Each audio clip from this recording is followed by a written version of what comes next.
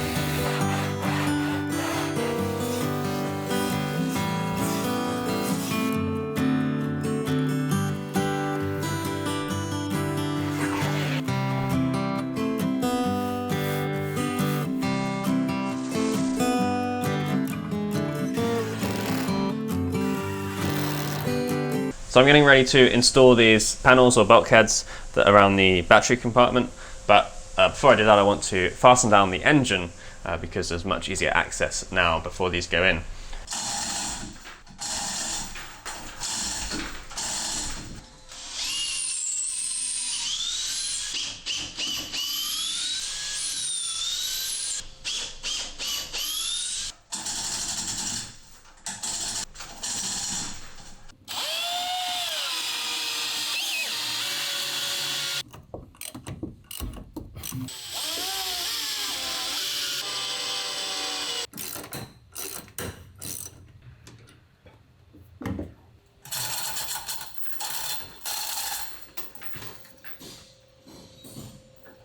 Alright, well unfortunately it's time to say goodbye to our trusty forklift. Now this little guy has done so much hard work for us, and I think with so much style, but it was never ours, it was never my forklift. It was lent to me by Sorbato, which is a farm in Washington that grows berries I think mainly, and they make a whole fruit frozen dessert. Now they never expected anything in return for this. It was just a loan. They watched my videos, they saw I needed a forklift, they got in touch. It was a really, really kind thing to do. Now they need it back to work on the farm, and I want to thank them so much for such a generous loan. And if you want to thank them too, then please check out their products or go on their website. I'd love to repay their kindness a little bit, and I want to also just pay tribute to this really cool little machine and all the work it's done.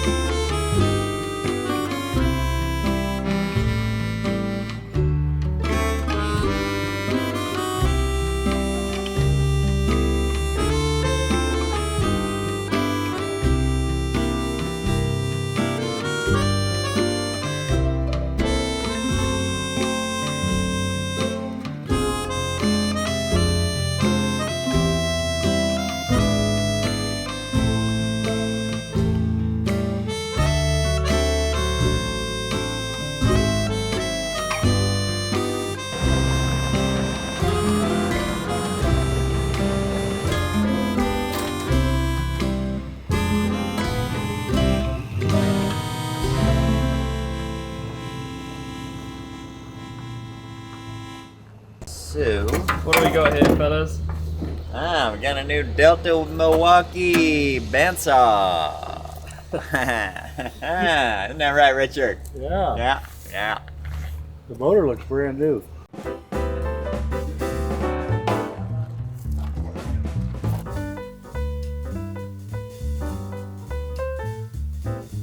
Okay.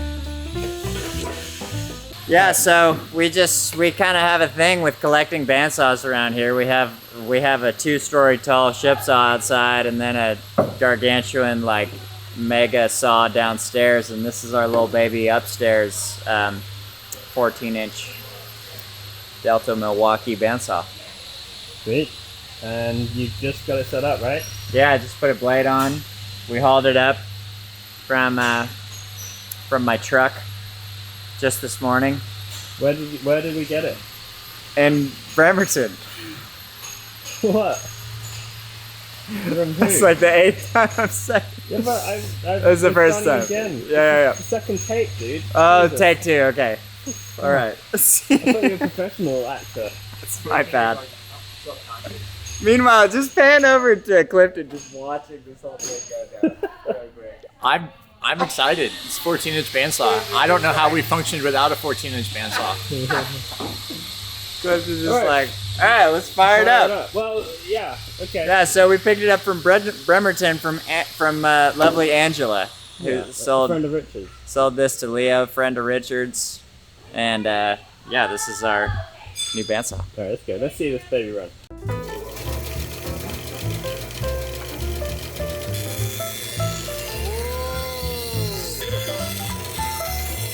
I like that.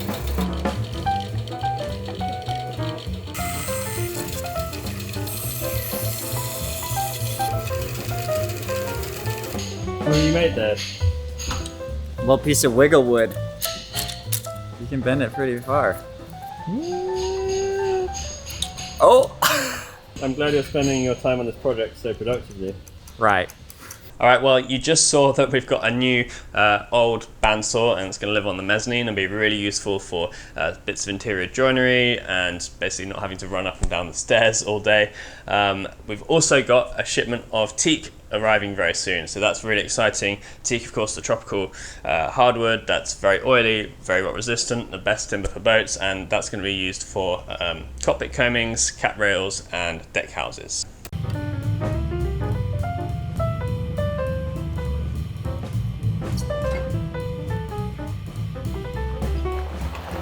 Alright, so what episode am I?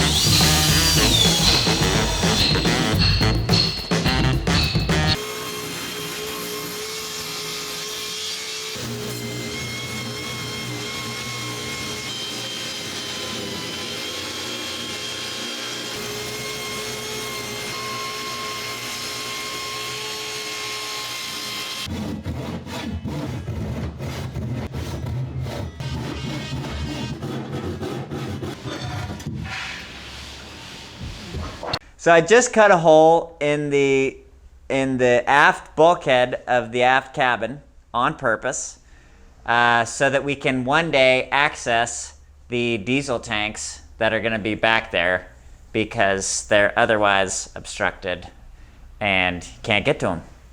So we got to have a little door to get to them. Sweet. And what are we going to access through the door? What part of the diesel tanks? The hatch we're building is an access hatch to the access hatch. And then we're going to put a picture over the whole thing so you'll never even know it's there. That's right. Right?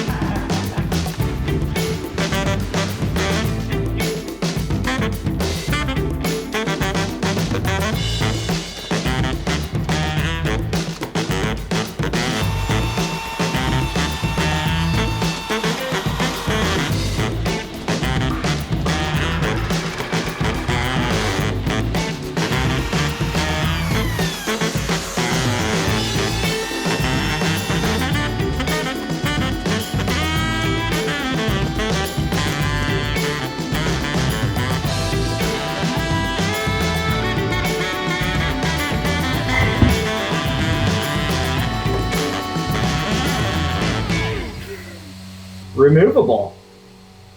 It's a real hatch.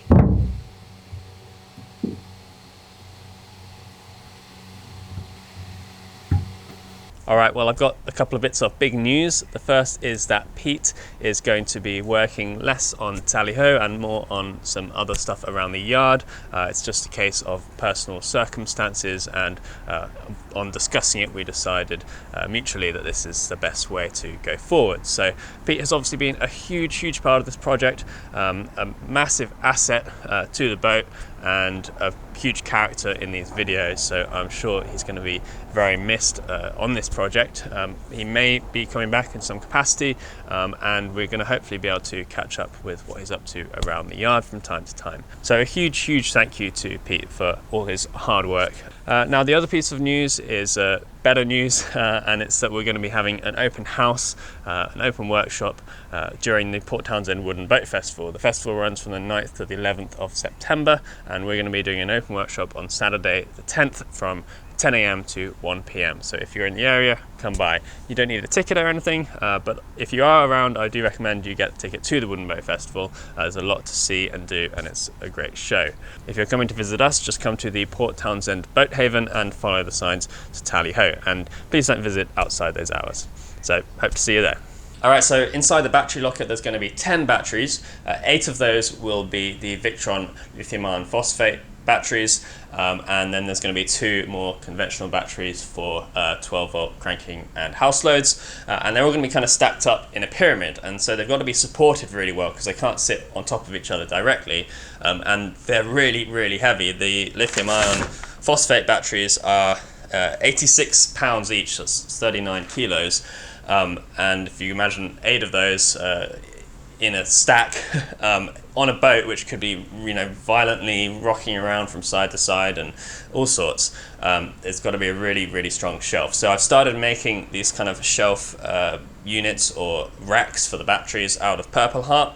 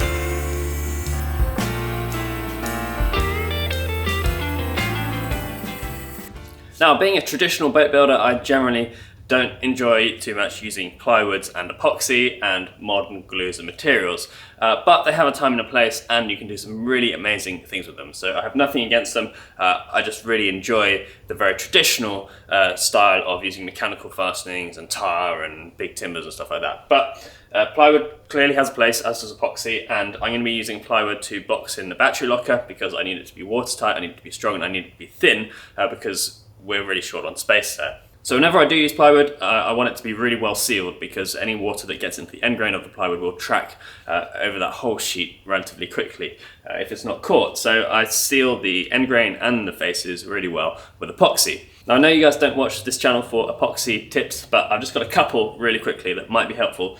I'm just going to run through them. So I use West System. I think they're the best. I always use now this special clear hardener rather than regular fast and slow. It's really nice to work with. It dries completely clear in case you don't want to paint the wood, and it doesn't bloom, and you can paint over it much more quickly than the other hardeners. I always mix on a scale, even if I have dispensing pumps, in case one of them doesn't work at some point, and then you can just use the scale to work out actually where you're at with it. Of course, with any epoxy, you've got to stir it really well. The guidance used to be for 5 minutes, and then it was for 2 minutes, but essentially you've just got to keep stirring, get it off the stick, get it on the side, stir some more, and when you think you're done, you stir some more, just to make sure it's really, really well mixed. And the ratio has got to be really correct, especially if you're gluing it. This stuff still should be correct, although it's just coating, so it's not quite so critical.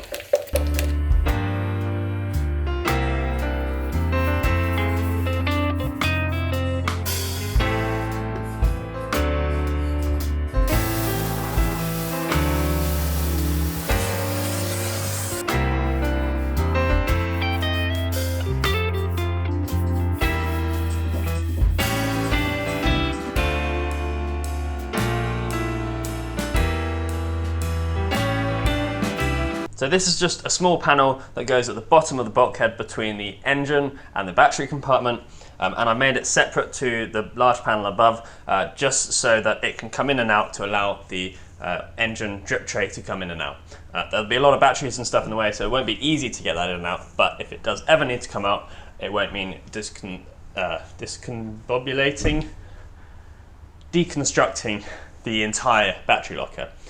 So like all of the plywood I'm using, I'm putting 3 coats of epoxy on here, and I just thought of another quick epoxy tip. I mean, there's so many epoxy tips, you could make endless videos about them, and there are lots of videos about them, so I'm not going to go into it, but one not so well-known trick is that if you're coating plywood, or any wood actually, and you want to get a nice clear coat, you have to do it after the heat of the day has passed, because if you put the epoxy on while the wood is still heating up, the wood will be expelling air, oxygen, while it's warming up, and that will make bubbles in the epoxy.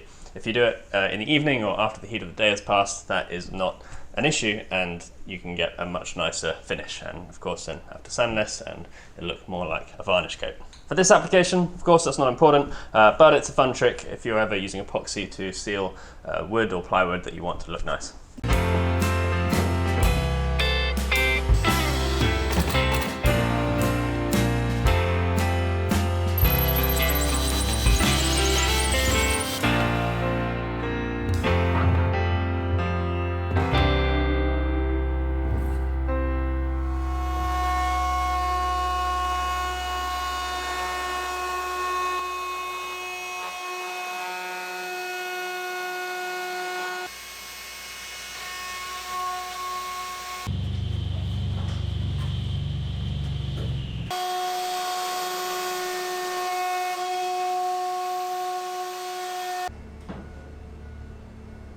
So I've just finished making the last 2 bunk boards out of the original teak from the planking on Tally Ho, and now we are going to go bed them and fasten them into the forecastle so we can finish up those 2 bunks and get some coats of varnish on them.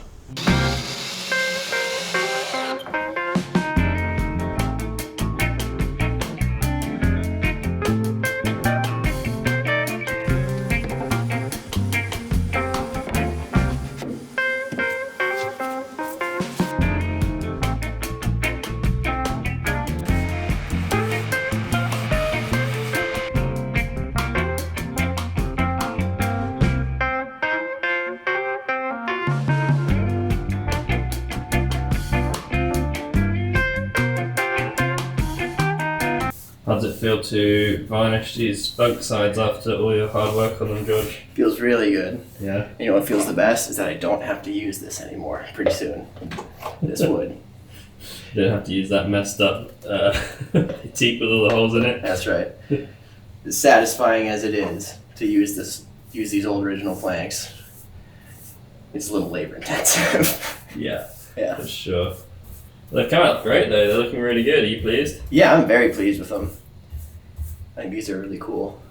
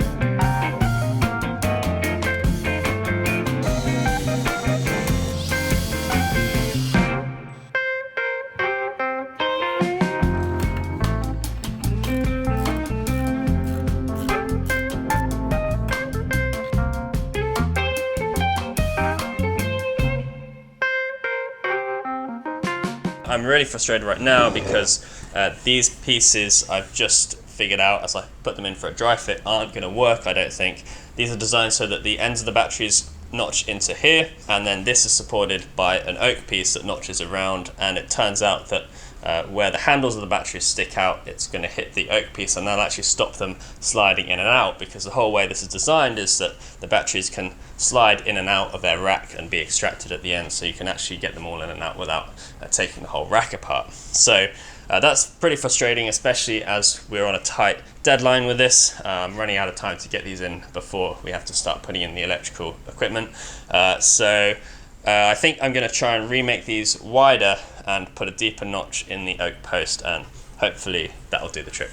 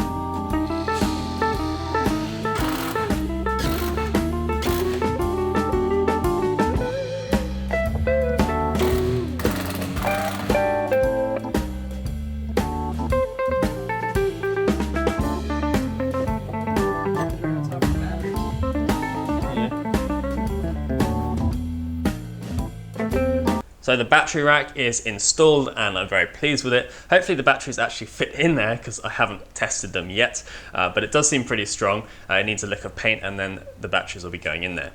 I want to take this moment to let everyone know that I'm looking for other experienced shipwrights to join us here and help with the remaining work on the boat, of which there is a huge amount. So if you are, or if you know good shipwright in this area and you'd like to get in touch, there'll be an email address below this video. Now let's catch up with Patrick. He's been putting in some soul boards and the bottom step in the companionway and even a secret little locker below the bottom step.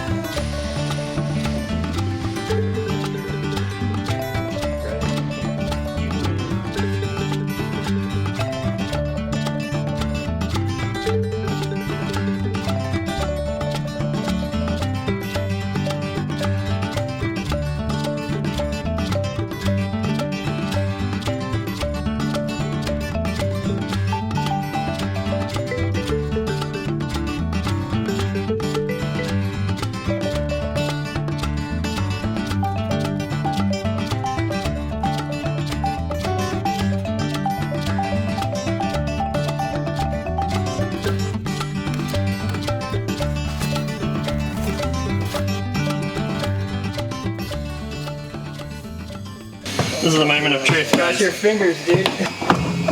Oh, you like that? You like that sound? Number 2? Yeah.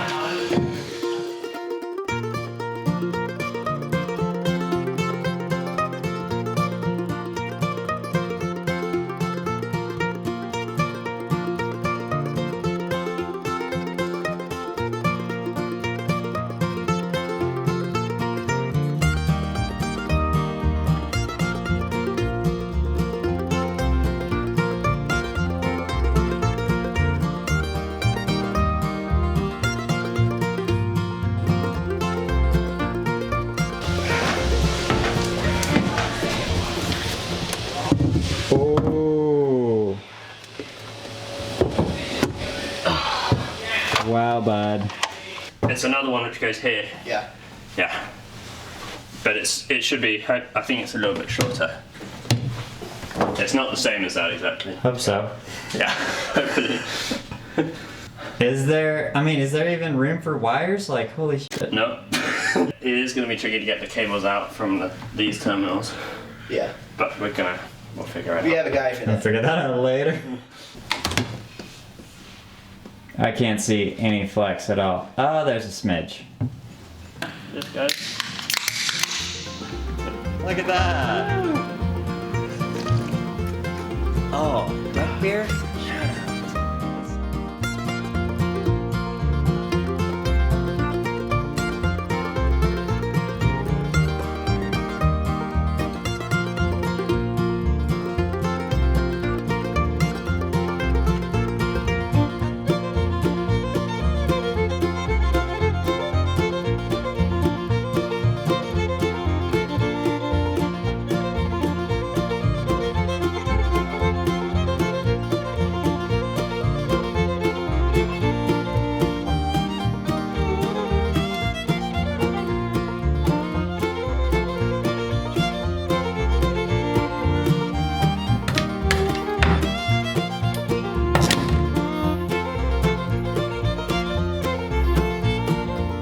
Well, I'm really pleased that we've got the batteries inside the boat, and it does mean we can actually start our wiring and our systems installation on schedule, which is fantastic.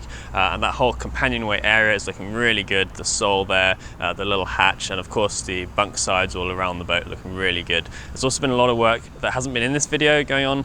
Clifton's been really busy, Rich has been really busy. That stuff's going to be coming up in another video. So I'd like to thank the whole team here, and an extra special thanks, of course, to Pete for all his amazing hard work over the last couple of years, and we will be catching up hopefully with what he's up to around the yard from time to time.